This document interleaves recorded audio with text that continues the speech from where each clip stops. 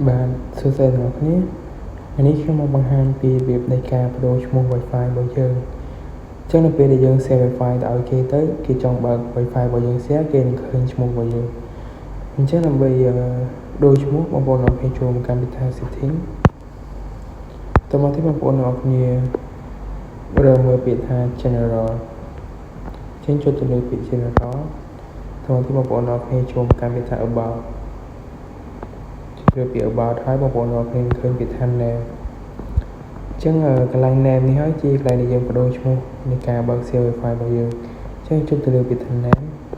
តមកពីបងប្អូនអ្នកគ្នាបដូរឈ្មោះទៅតាមអ្វីដែលបងប្អូនអ្នកគ្នាចង់បានអញ្ចឹងដូចខ្ញុំដាក់ថា my Wi-Fi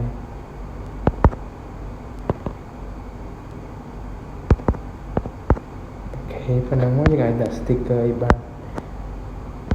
តមកទៀត